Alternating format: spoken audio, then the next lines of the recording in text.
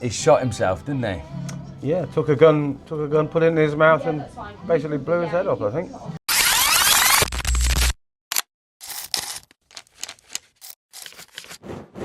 Welcome to the Diary of a Pub Landlord. We've had loads of comments asking about the history of our pub here, the Leagate Inn. So this whole episode is going to be about the deaths, the suicides, the murders, the fact that this was a mortuary upstairs. We've got all of the history of this 1542 building. I'm with my father, Mark Dennison, who wrote a book during COVID. So we've got loads of stuff in here that we'll be going through in this episode and telling you about everything we know, the spooky side, and obviously a little bit of our history here, which is 43 years. So I really hope you enjoy this episode. It's something a bit different. So yeah, welcome to the Diary of a Pub Landlord. Back roads race, some big soul, bonfire burning where the wild things go. Radio up with the window down. That's how we do it in a no-name town. Cornfield hard with the Well, I'm Harry's dad, Mark Dennison. I took the pub over in 1983, so it'll be 43 years this November. So I've been here a while, and during COVID we decided that, being as we were shut, I'd put down in words some of the things that I knew that nobody else was going to know about. So I wrote a little book, pamphlet really, but it's a little souvenir if anybody ever comes in the pub, of the history and some of the things that have happened before and while I was here. So we believe it was built around about 1542, which those that know history know that was during the reign of Henry VIII. So you can imagine it's got some stories to tell. yeah. Dirt on my boots and a dream in my veins. Let's ride. There's so many stories about just in this fireplace, isn't there? Yeah, I mean, where you're sitting now. Oh yeah, was it just here? Yeah, is where Jack the Cooper Yeah. used to appear. Well, strangely enough, people think that ghosts arrive at night, but Jack never came at night, or I've never seen him at night. But he used to come when we used to close in the afternoon, and my mother used to come down here and sit here and have a dinner, and the pub was closed and the fire was lit. This was her favourite spot, and Jack used to appear sort of 4 o'clock in the afternoons, and we couldn't work out what he was saying really, but we could just Hear a natter. Yeah, like a drawl. But Yeah. from what we could, he had big leather apron on, and we seem to have pieced together that he was a cooper. And for those that you don't know in this trade, a cooper is a barrel maker. So he looks about 16th century, so I'm guessing that he would have been a local that used the pub, and in the day he made barrels. He wasn't like a poltergeist as such. He No, was friendly. And I remember when we were growing up, we lived in the pub. So this is like 30 years ago when I was, a young child. And Nana always used to say that, at night you can hear them laughing and talking or whatever. Like she always used to say, I don't think necessarily what Jack used to be here laughing, but she'd say if you listen in the evening, you can hear the ghosts that haunt the pub laughing and joking around.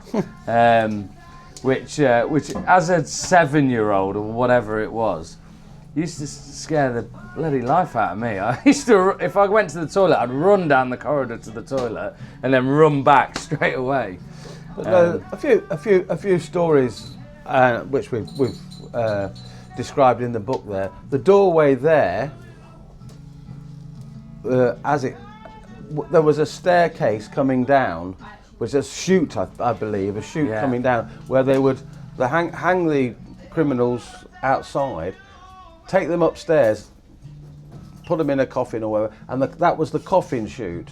So the coffin chute came down there by the bar and would be taken outside and buried or whatever they are disposed of. Now, let me just quickly, what we'll do is I'll just quickly show you that.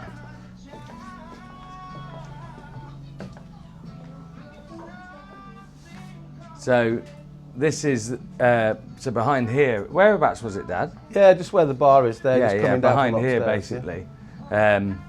There was the chute going from the mortuary effectively. Legend has it, not in my time, because this was removed before we purchased the inn, that dogs that used to come in here would always stay in this part of the pub, but would never go into the back bar room there. They would never go in. Nobody knew why, but if you took your dog there, it would just whimper and walk away.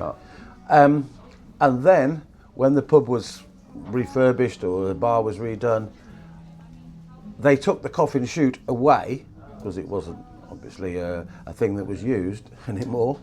And once they took the coffin chute away, all the dogs would go into the bar, and it was never an issue again. So you can bring your dog in, and the dog will go back in now. they certainly go in there now and enjoy it. Yeah. But yeah, so the coffin chute was there. I mean, you can see here. There's two. There's one above the other fireplace as well. But these are cast iron Last Suppers, which obviously represent some of the history here in regards to the local criminals that committed crimes in the local area, because the Leagate Inn was actually called Leagate Inn originally. So if anyone is going through the history and finding things in the archives, Leagate Inn was the name that you'll see all of this history that we're going to tell you today under. But they would have their last supper here before going out on the gibbet to basically be hung, and then brought back into the mortuary and obviously down the coffin chute eventually, which Dad tells you about. But yeah, in terms of that stage of the pub's life, this building was the town centre. It was a community centre. They had hearings here and everything, didn't they? Some of the history we found and put in the book, inquests, everything was here. So this was the hub of the community massively. Well, those that know the area will know that the garage at the end of the road is called Gibbet Nook filling station. Well, actually, Gibbet Nook is here.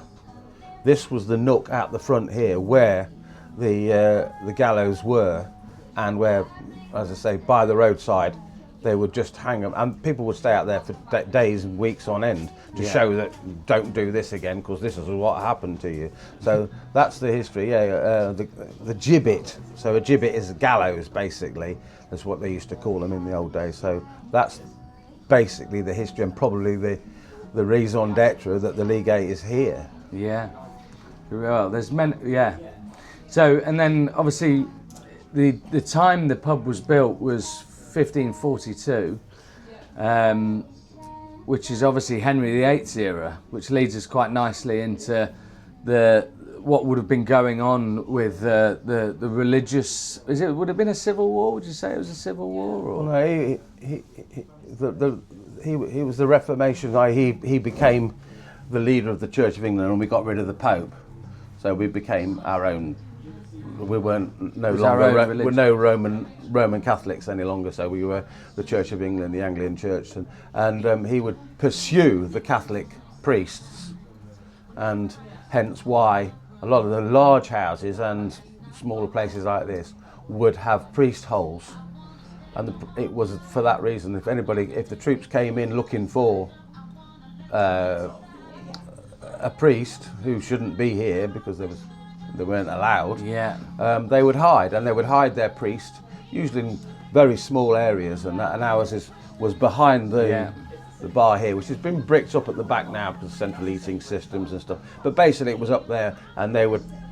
It's not a very comfortable area, but the rumour has it that that's where they hid the priest. So either side of the fireplace is the priest hole. So I'll let you just have a look at them. I mean, it'd have been a pretty tight gap jumping up there, I think. But I imagine if your life depended on it, you'd soon get your arse into gear, wouldn't you? The fireplace would have looked completely different in those days. Yeah. There's ovens in here, and the shelf wouldn't be there. One of the main reasons. What is it again? So there was guide houses, wasn't there? Fen guidehouses, yeah, 5 of them apparently, yeah. Which were between Skegness and Lincoln. Well, Boston and Lincoln, yeah. Was it Boston, was it? Boston and Lincoln, it was marsh, complete marshes. It's all been drained now by the Dutch in the sort of 1700s. 17th, 18th centuries and that. And but it was a very dangerous place. If you wanted to walk or take a cart from Boston to Lincoln, which would be the main route, you took your life into your hands because it was just one drain, it was just marsh. So what we had was, like the ships have lighthouses, there were fen guidehouses, and this is the last of the fen guidehouses. Nobody else exists now, or no others exist now. So what would you do would light torches through these 5 places, which will show you where the next one is, where your path would be. Yeah. So you would make that path through the fens with your cart that you were delivering to Lincoln or wherever, during the winter time when it was obviously dark, and those torches would be lit, and this would be a place where you'd stop and probably take victuals or whatever. Obviously the land around here, as anyone knows, we're just sort of below the Wolds, but if you look from here down to like Peterborough, it's so flat along those fens. So actually the Leagate Inn, as you'll see in a minute, the 3rd story building, the top of that gable where this torch would have been and is still, which we'll show you, would have been the tallest building in the area by a long way, I think, wouldn't it? You know. So we'll show you that now. Let's go have a look at it.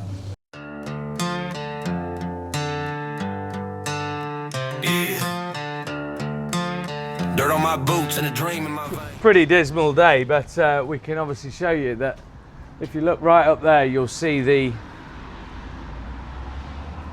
So imagine they would have hung out that window, lit the torch. Yeah. Yeah. It would be a basket basically, wouldn't it? Yeah, I mean... And the building's grade 2 listed.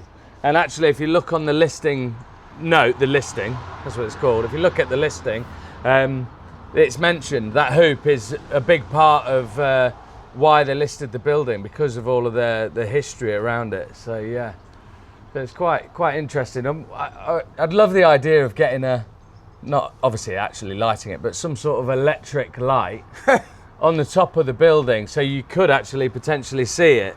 Obviously, everything like the trees and everything, they wouldn't have grown to this height when this land was all bogs and underwater. No. So you would see probably all the way to Boston, you'd be able to see that light back then, which would be interesting, wouldn't it?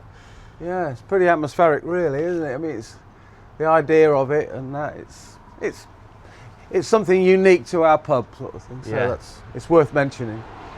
So yeah, so let's go through some of the back in horrible history, shall we say, some of the horrible histories, the murders and deaths. So obviously we found loads of interesting stories and deaths and what we think potentially could have been murders, and the suicide that sort of sits with me the most was a landlord called Mr. Robert Challenge it was 1845.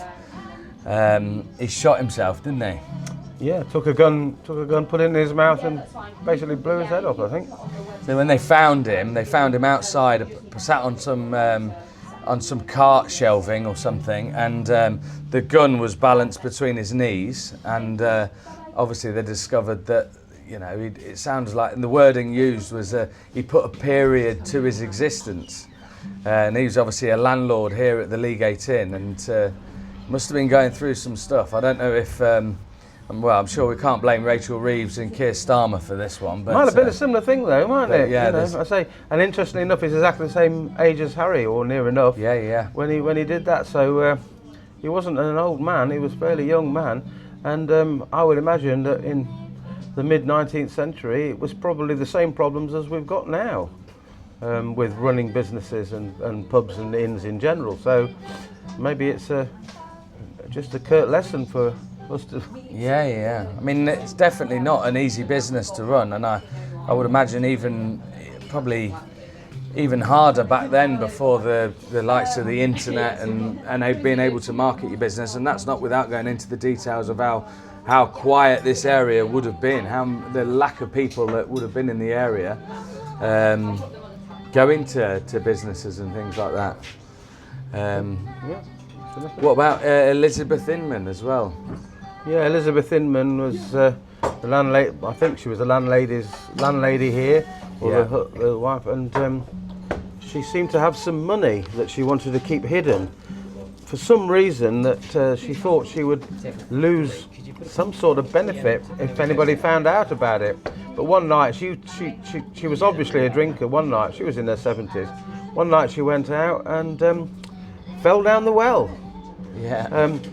I don't know whether the money was, I guess, what happened to the money was silver on coins, it, yeah. the silver coins, but it was just recorded as a verdict of accidental death, and left at that. So we never know whether anybody pushed her, or she jumped in, or she fell in. Yeah. So, In my head, I think when you read these stories, you end up trying to sort of put yourself in the position of the people, which is obviously impossible when it's the 1700s or whenever that particular one was. But I wonder if she had like a loose brick in the well or something like that, where, you know, she kept her silver. So she'd got up in the night. Her the husband, Silas Marner story. Isn't it? her husband was blind, so we can't blame him for pushing her or anything like that. But yeah, I wonder if she'd gone to the well to hide her silver, and ended up falling down. So yeah, they found her drowned the next day, actually, when the husband had alerted the servant to say that she'd not come back to bed. It was in the middle of the night. So yeah, what happened? I've not met Elizabeth Inman. I don't think she haunts the pub. But yeah, if I see her, I'll be sure to ask. And we'll ask her husband whether he was actually blind. Yeah. So yeah, just a couple of the stories that are written in the book. But yeah, there's loads of unusual situations that have happened. We'll just show you where we think the well was, or where we know the well was. You're not going to believe this well, by the way. Absolutely nothing to see whatsoever. It is crazy. And after that, we'll go and see the gents' urinals. Here. Where it's sunk there. It's big. I think it's here. I think it comes to about here. It's right the way through. See, obviously, there. Dad had it landscaped, and when there were big trees out here years ago, so it all came down. But when they had all this landscape, they discovered the Dad. Yeah. Where are you going? Just going to speak to him. Yeah. So basically, it's horrible weather, so I do apologise. But yeah, so out here was the well for the pub, where the late Elizabeth Inman would have fallen. So yeah, you'd imagine her coming out. I'd like to think she'd had a few too many to drink, and she was hiding her silver and then fell, and they found her drowned. So yeah, that's this episode of the Diary of a Pub Landlord with my father, which has been great to drag him onto the channel again, kicking and screaming, obviously. So there's still loads of history to go through. We might do another, maybe a couple more episodes as we go through the year, just about the history. We need to talk about the RAF history and things like that. So yeah, we hope you've enjoyed this, a bit more information about the Leagate Inn, and yeah, thanks for tuning in. Like and subscribe.